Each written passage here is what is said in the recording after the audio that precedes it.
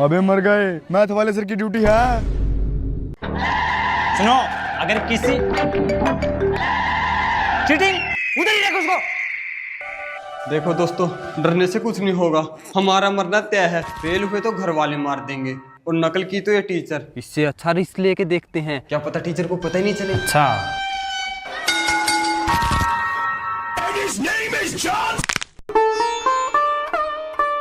अबे मुझे तो बस 26 नंबर का ही आता है, 1 नंबर का जुगाड़ कैसे करूं? चल बताता हूँ। मगर सर मैंने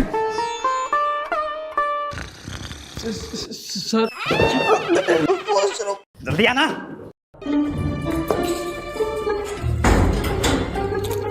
और कोई रास्ता तो नहीं अंदर आने का? नहीं है। अब दिखाता हूँ इस टीचर को बैक बेंचर्स क्या चीज होते हैं।